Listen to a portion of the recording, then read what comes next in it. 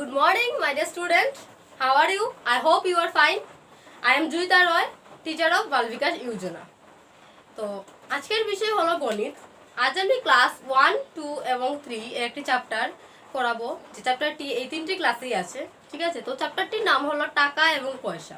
ঠিক আছে, চ্যাপ্টারের নাম হলো টাকা এবং পয়সা। তো তোমরা তোমাদের খাতা কলম এবং বইটা সামনে বের করে বসো। তো বের করেছো বই? ঠিক আছে, তো চ্যাপ্টারের নাম হলো টাকা এবং পয়সা। টাকা কি? টাকা আমরা প্রত্যেকেই চিনি, আমিও চিনি, তোমরা সবাই চিনো। ঠিক আছে, চিনো তো? সাপোজ মনে করো আমার কাছে এই মার্কারটি আছে। এই মার্কারটি আমি 30 টাকা দিয়ে বাজার থেকে কিনে এনেছি। তো এই 30 টাকা দিয়ে টাকার বিনিময়ে আমি এই মার্কারটি কিনে এনেছি। তো আমি টাকা চিনি। ঠিক আছে, তো তোমরা টাকা চিনো। তোমরাও তোমাদের হাতে যে পেনটি আছে, যে খাতা আছে, সেগুলো তোমরা কিনে এনেছো। কত টাকা দিয়ে কিনেছো? কলমটি হয়তো 5 টাকা, খাতা 10 টাকা বা 20 টাকা, এরকম দিয়ে তোমরা কিনে এনেছো। ঠিক আছে, তো তোমরাও টাকা চেনো। ঠিক আছে, কিন্তু পয়সা কি চিনো? তোমরা কি পয়সা চিনো? যেহেতু এখন বর্তমানে পয়সার কোনো চল নেই, সেই জন্য আমরা পয়সা চিনি না। কিন্তু এই পয়সাটা এই টাকার মধ্যেই লুকিয়ে আছে। ঠিক আছে, কিভাবে লুকিয়ে আছে তোমরা হয়তো জানো না। 100 পয়সা সমান 1 টাকা। ঠিক আছে, তোমরা জানো কি এটা? 100 পয়সা সমান 1 টাকা। না জানলে এখন থেকে জেনে নাও। এবং কেউ যদি জিজ্ঞাসা করে যে 1 টাকা সমান কত পয়সা? 100 পয়সা। আর 100 পয়সা সমান কত টাকা? 1 টাকা। এখন যদি আমি তোমাদেরকে বলি যে এই 100 পয়সা বড় না 1 টাকা বড়, তো তোমরা কি বলবে? এটা সমান। 100 পয়সা সমান 1 টাকা, এটা কোনটাই বড় নয়। 1 টাকাও বড় নয়, 100 পয়সাও বড় নয়। ঠিক আছে, এই দুটো সমান। এখন যদি আমি এখানে লিখি 100 পয়সা,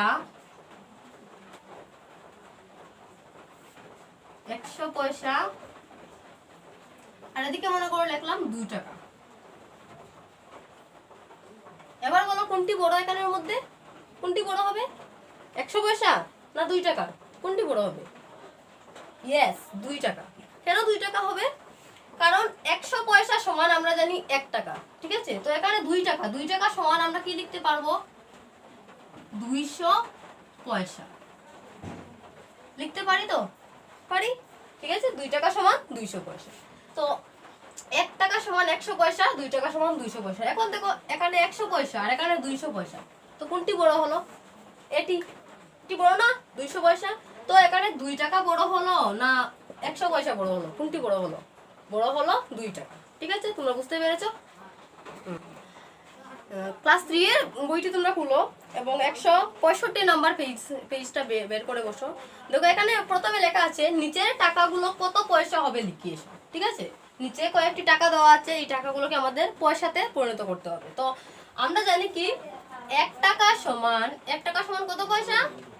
আমরা একটু আগেই লিখে দিয়েছিলাম 1 টাকা সমান 100 পয়সা। ঠিক আছে, তো 1 টাকা সমান 100 পয়সা।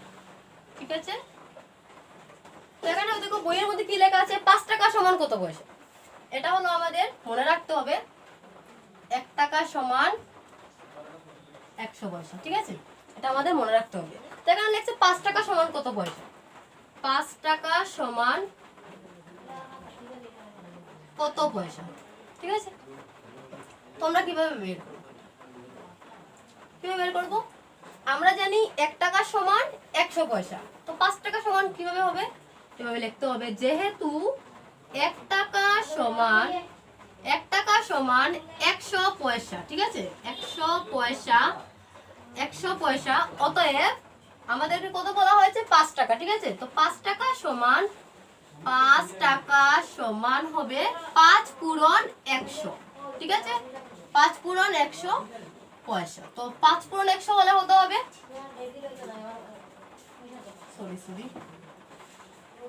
5 পূরণ 100 হলে 5 100 500 পয়সা। ঠিক আছে, তো কত হলো? 500 পয়সা।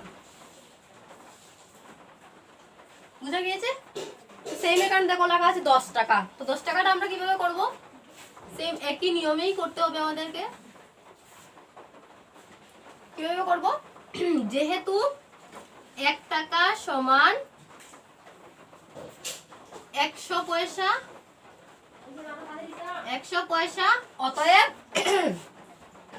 অতএব 10 টাকা সমান 10 টাকা সমান কত হবে? 10 টাকা সমান 10 পূরণ 100 পয়সা।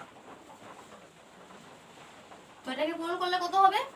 আমি আরেকটা ভিডিওতে বলেছিলাম যে এইভাবে যদি শূন্যওয়ালা কোনো সংখ্যা পূরণ হয় তাহলে তোমরা এই যে শূন্যগুলো আছে সেগুলোকে তোমরা মনে করবে এখানে কোনো শূন্য নেই, ঠিক আছে?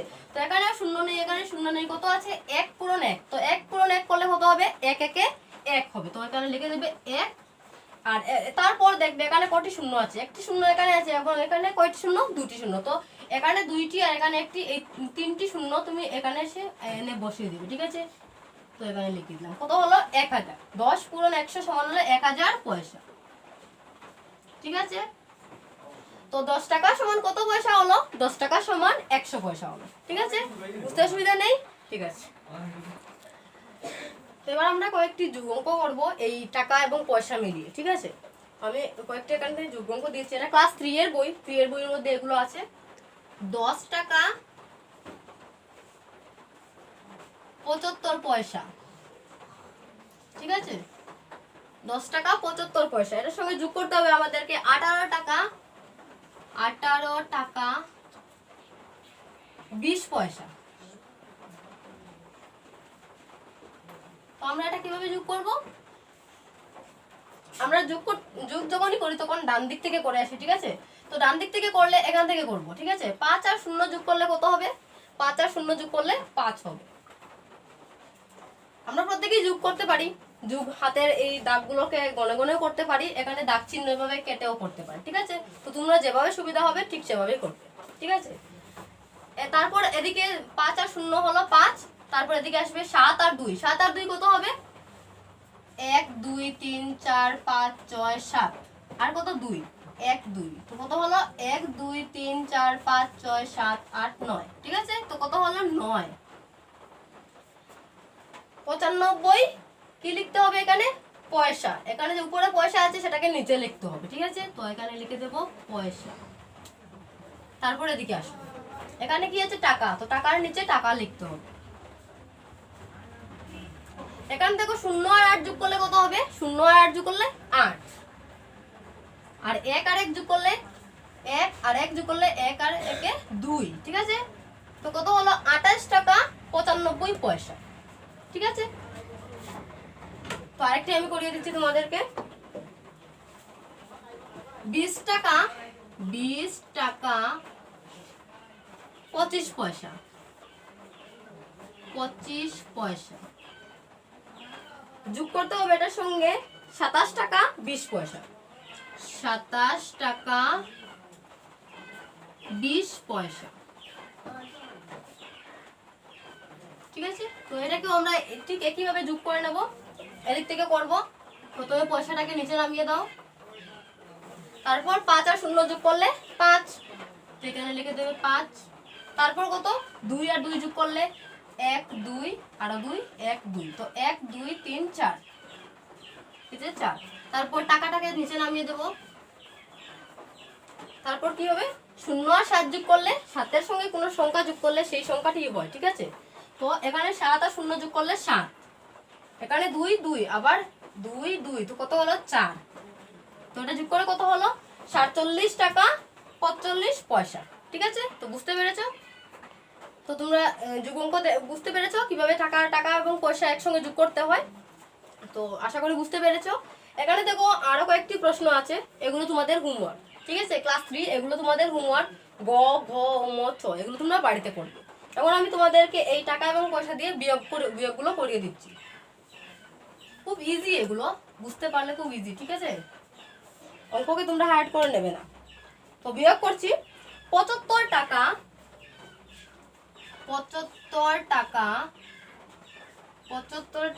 70 পয়সা, ঠিক আছে? 70 পয়সা, 70 পয়সা। আর কত? 42 টাকা 60 পয়সা, 42 টাকা 60 পয়সা, ঠিক আছে? এটাকে আমরা বিয়োগ করব। বিয়োগ আমরা কিভাবে করব? ঠিক যোগ যেভাবে করেছিলাম ঠিক সেইভাবে এদিক থেকে আমরা বিয়োগ করে আসবো। তো পয়সাটাকে নিচে নামিয়ে দাও। এখানে দেখো 0 আর 0, তো 0 থেকে 0 গেলে 0ই হয়, ঠিক আছে? 0 লিখে দিলাম। এবার এখানে আছে 7, 7 থেকে 6 গেলে কত হবে? দেখো আমি তোমাদেরকে দাগ চিহ্ন দিয়ে দিচ্ছি, তাহলে বুঝতে অসুবিধা হবে না। 1 2 3 4 5 6 7। হ্যাঁ, 7 থেকে আমরা কত কাটবো? 6। বিয়োগ মানেই তো কমা না, তো এখানে 7 টান থেকে আমরা 6 টানটা কেটে দেব। 1 2 3 4 5 6 কত থাকলো? 1। তো এখানে লিখে দেব 1, ঠিক আছে। তারপর এখানে টাকাটাকেও নিচে নামিয়ে দেব। তো এখানে দেখো 5 আছে, 5 থেকে কত যাবে? 2। তো 5টা টান দিতে হবে। 1 2 3 4 5। এখান থেকে কটা টান কাটতে হবে? 2টি। তো 1 2 আমি কেটে দিলাম। কত রইলো? 1 2 3। তো এখানে লিখে দেব 3, ঠিক আছে। তারপর 7। তো 7টা আমি তোমাদেরকে হাতে গুনে দেখিয়েছি। এই যে এই একটা আঙুলের মধ্যে 4টা টান থাকে, তো 7। 1 2 3 4 5 6 7, ঠিক আছে। এই 7 থেকে আমরা কত কাটবো? 4। 1 2 3 4, 4টা টান আমি কেটে দিলাম, তাহলে কত থাকলো? 1 2 3, ঠিক আছে। কত থাকলো? 3 থাকলো। 33 টাকা 10 পয়সা, ঠিক আছে। বুঝতে পেরেছো বিয়োগ? তো এইভাবে তোমরা বিয়োগগুলো করবে। আশা করি বুঝতে পেরেছো। আরেকটি অঙ্ক আমি তোমাদেরকে করিয়ে দেবো এবং বাকিগুলো তোমাদেরকে হোমওয়ার্ক দিয়ে দেবো, ঠিক আছে। তো খ নাম্বারটা কি লেখা আছে? 55 টাকা 75 পয়সা, ঠিক আছে। 55 টাকা 75 পয়সা, 75 পয়সা, ঠিক আছে। নিচে হবে কত? 24 টাকা 25 পয়সা, 24 টাকা 25 পয়সা, 25 পয়সা। এটাকে বিয়োগ করতে হবে, সেম আগের মতো করবে যেভাবে আমি আগে দেখিয়ে দিয়েছি। পয়সাটাকে নিচে নামিয়ে নাও। তারপর দেখো 5 থেকে 5 গেলে 5 থেকে 5 গেলে কত? 0 0। তো 5 থেকে 5 গেলে 0। 7 থেকে 2 গেলে 1 2 3 4 5 6 7। এখান থেকে 2 চলে গেলে 1 2 3 4 5, ঠিক আছে।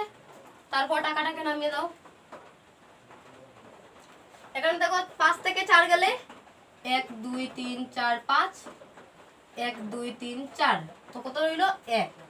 আবার 5 থেকে 2 গেলে 1 2 3 4 5। এখান থেকে 2 চলে গেলে 1 2 3, ঠিক আছে। তো 31 টাকা 50 পয়সা, ঠিক আছে। বুঝতে অসুবিধা নেই, ঠিক আছে। তো এখানে যে প্রশ্নগুলো আছে, এই যে বাকি রয়েছে, সেগুলো তোমাদের হোমওয়ার্ক, তোমরা এগুলো বাড়িতে বসে করবে। আমি এবার তোমাদের আর কয়েকটি অঙ্ক করিয়ে দেবো, ঠিক আছে। এগুলো তোমাদের হোমওয়ার্ক। তো আমি এখানে আরো কিছু প্রশ্ন লিখে দিচ্ছি এবং তোমাদেরকে সলভ করে দিচ্ছি, ঠিক আছে। তো একটি প্রশ্ন আমি লিখছি। সুমনা মায়ের সঙ্গে বাজারে গিয়েছিল।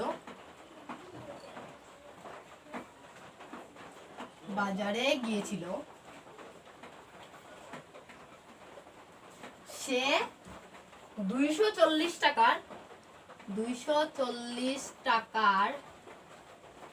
একটি ফ্রক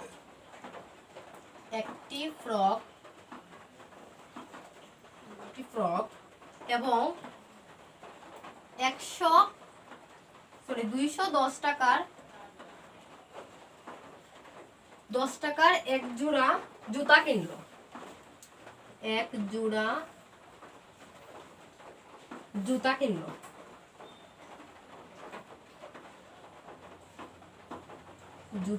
ঠিক আছে। সে মোট কত টাকার জিনিস কিনলো?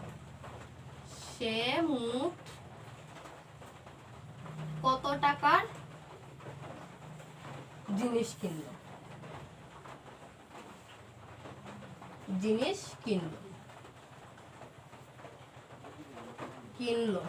তো এখানে কি লিখেছি? সুমনা মায়ের সঙ্গে, সুমনা একটি মেয়ে, সে তার মায়ের সঙ্গে বাজারে গিয়েছিল। সে বাজারে গিয়ে 240 টাকার একটি ফ্রক মানে একটি জামা কিনেছে এবং 210 টাকার এক জোড়া জুতা কিনলো, ঠিক আছে। তো সে মোট কত টাকা জিনিস কিনলো? তো আমরা এটাকে কিভাবে করব?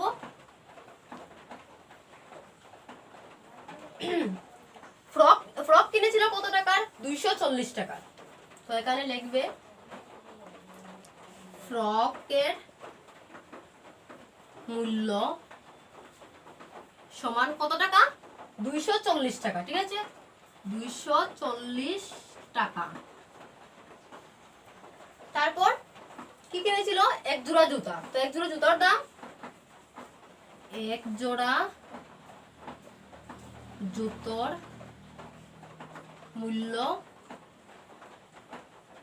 মূল্য সমান 210 টাকা। 210 টাকা, ঠিক আছে।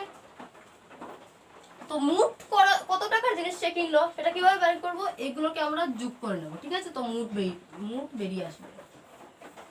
তো এখানে যদি যোগ করি তাহলে কি হবে?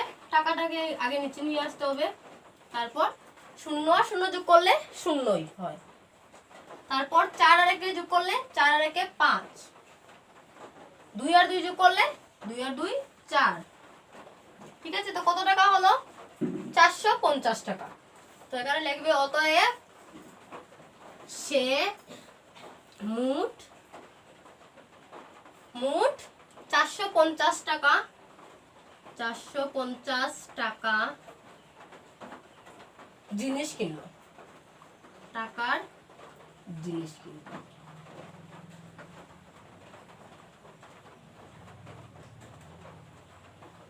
ঠিক আছে, বুঝতে পেরেছো? তো এটা খাতাতে উঠিয়ে নাও। আমরা লেখা হয়ে গেছে, তো আমি এটা মিটিয়ে দিচ্ছি।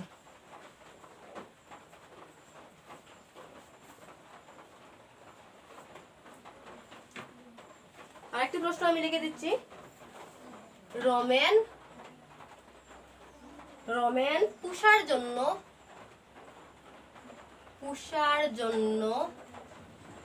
হাট থেকে 500 টাকায় দুটি মুরগি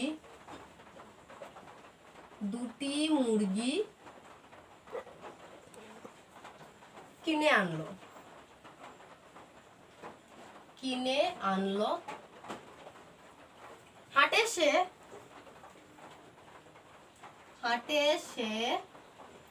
700 টাকা নিয়েছিল।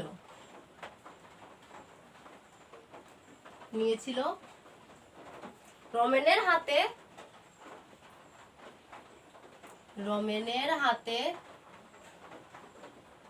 এখন কত টাকা অবশিষ্ট রইল, ঠিক আছে। তো রমেন পুষার জন্য হাট থেকে 500 টাকায় দুটি মুরগি কিনে আনলো। রমেন একজনের নাম, সে বাজার থেকে দুইটি মুরগি 500 টাকা দিয়ে কিনে এনেছে। হাটে সে 700 টাকা নিয়েছিল। বাজারে যখন সে গিয়েছিল সে কত টাকা নিয়েছিল? 700 টাকা। এখন রমেনের হাতে এখন কত টাকা অবশিষ্ট রইল, ঠিক আছে। তো এটা আমরা কিভাবে করব? হাটে সে 700 টাকা নিয়েছিল, তো হাটে সে কত টাকা নিয়েছিল? এখানে লিখবে মোট টাকা সমান, মানে রমেনের হাতে যে টাকাটা ছিল সেই টাকা, মোট টাকা কত? 700 টাকা, ঠিক আছে। 700 টাকা। মুরগি যে কিনেছিল সেই মুরগি কত টাকা দিয়ে কিনেছিল? 500 টাকা, ঠিক আছে। তো এখানে লিখবে দুটি মুরগির দাম বা মূল্য, যে কোনো এটা লিখতে পারবে, কত? 500 টাকা।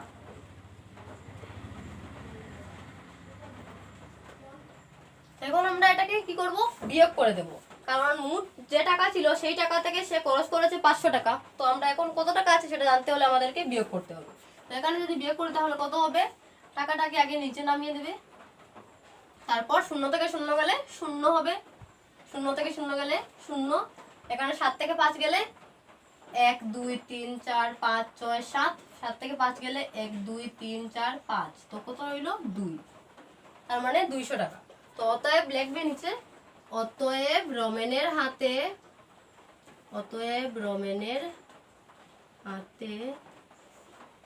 এখন 200 টাকা